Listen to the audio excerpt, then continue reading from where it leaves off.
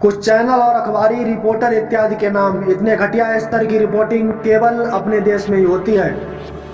आपको पता है आप क्या कर रहे हैं, क्या दिखा रहे हैं, कैसी डरावनी स्थिति को क्रिएट कर रहे हैं। ये सब दिखाकर शमशान में धधकती हुई चिताएं, मरीजों से भरे हॉस्पिटल, शमशान में मुर्दों की लंबी कतारें, मरीजों और मृतकों के परेशान परिजन। आखिर यह सब दिखाकर क्या जताना चाहते हैं आप, जो आप जनता को चिल्ला चिल्ला कर बता रहे हैं कि शमशान में धधकती हुई चिताएं, शमशान में मुर्दों की लंबी कतारें, मरीजों से भरे अस्पताल।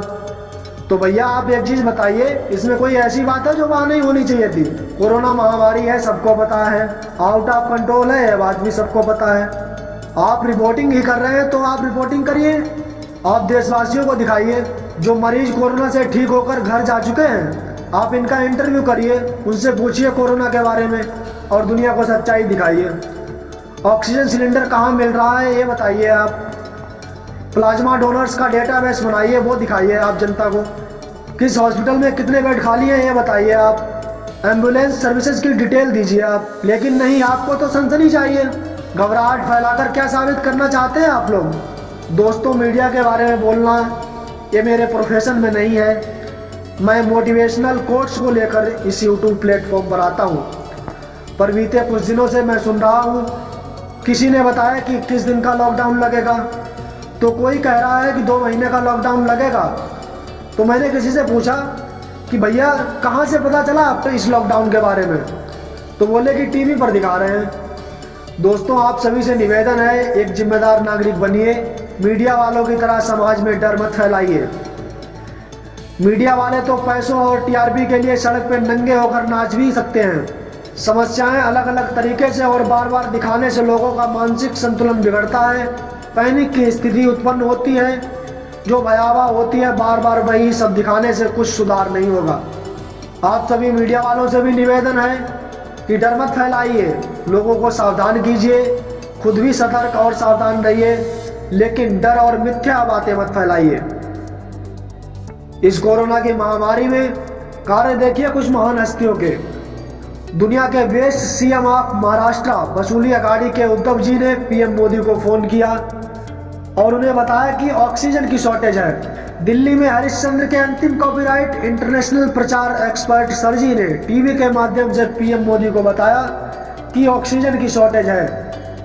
वहीं पंजाब वाले कैप्टन साहब ने एनडीटीवी की शरण ले ली पीएम को बताने के लिए कि ऑक्सीजन की शॉर्टेज है।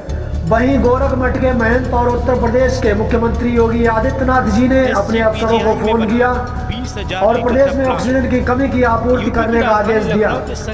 उत्तर प्रदेश में 48 घंटे में 20,000 लीटर की कैपेसिटी का प्लांट बनकर ऑक्सीजन बनाने लग गया। ऐसे 8-10 प्लांट और बन रहे हैं।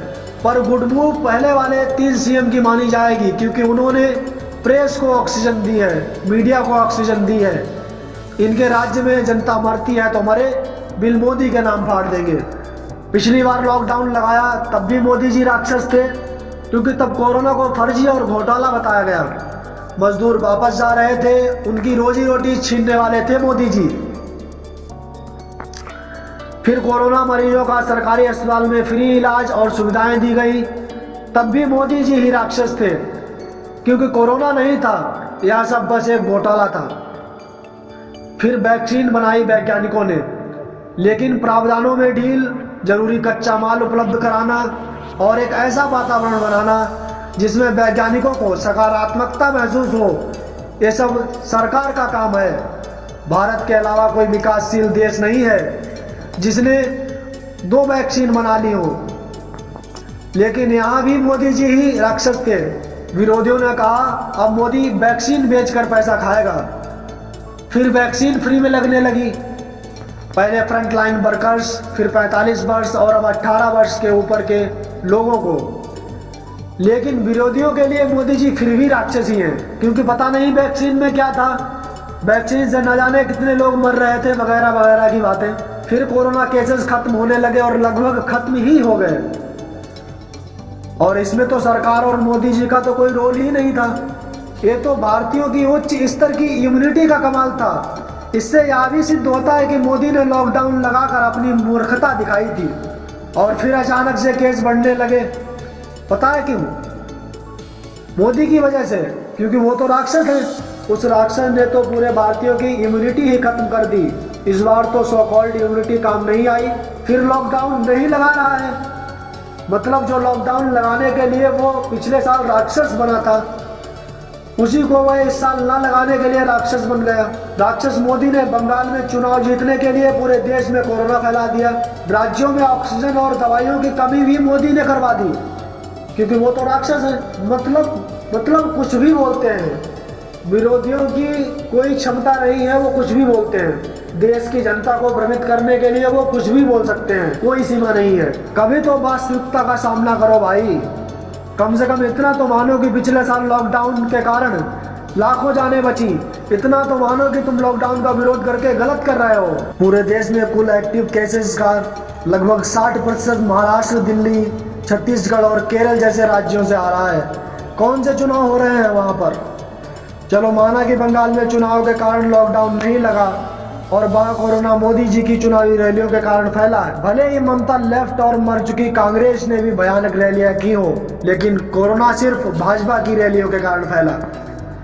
लेकिन महाराष्ट्र, दिल्ली, छत्तीसगढ़, केरल वगैरह में कोरोना क्यों फैल रहा है? कौन से चुनाव चल रहे हैं वहाँ पर? कभी पूछा आपने कि बाकी पार्टियों ने क्यों चुनाव का विरोध नहीं किया और क्यों रैलियां की? जब पिछले इतने महीनों से राज्य खुद लॉकडाउन लगा और हटा रहे थे, तो उद्धव ठाकरे, विजयन, भूपेश बघेल और अरविंद केजरीवाल वगैरह को किसने रोका था फुल लॉकडाउन लगाने से? क्या कभी यह सवाल पूछा तुमने कि विपक्षी पार्टियों के नेताओं ने बार बार कैमरे पर आकर वैक्सीन पर प्रश्न क्यों उठाए और क्यों उसके प्रभाव पर शंका व्यक्त की? क्या कभी तुमने सोचा कि चिकित्सा, जो कि राज्यों का विषय है, उसे देने में असफल होने पर राज्यों के मुखिया का भी दोष है?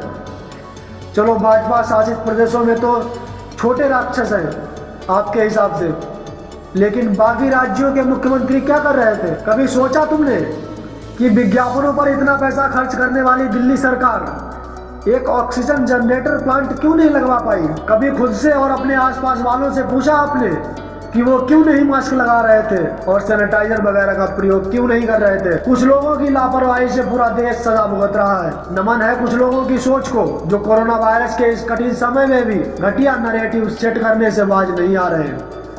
दोस्तों, आप सभी से विनम्र निवेदन है, भारत में कोविड-19 कोरोना वायरस के कुल केस की संख्या लगभग 1,69,60,172 पर है। एक अच्छी बात ये भी है कि आंकड़ों के मुताबिक इस कोरोना से ठीक होने वाले लोगों की संख्या करीब 1,40,85,110 हो गई है।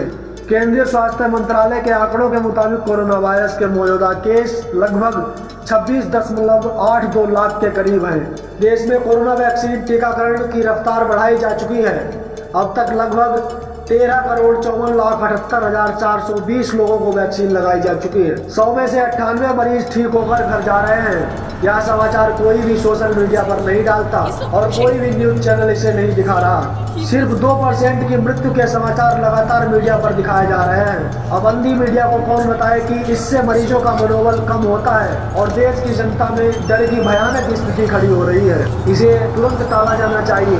दुर्भाग्यवश यदि कोई मृत्यु को प्राप्त होता है तो उसे मन ही मन श्रद्धांजलि अर्पित कीजिए। 2 मिनट आंखें बंद कर ईश्वर से मृतक की सदगति हेतु प्रार्थना कीजिए। मृतक की फोटो सोशल मीडिया पर डालकर माहौल को भावुक न बनाएं। स्वस्थ हुए मरीजों, अच्छे डॉक्टर, पैरामेडिकल स्टाफ के प्रयास के सकारात्मक समाचार दीजिए। कोरोना से सावधानी जरूरी है, किंतु भय का वातावरण बनाने से बचिए। इस कोरोना वायरस में लगे सभी साथियों, डॉक्टर्स, पैरामेडिकल स्टाफ का मनोबल बढ़ाने के लिए उनकी तारीफ की जानी चाहिए और हर संभव प्रयास करना चाहिए। धन्यवाद दोस्तों।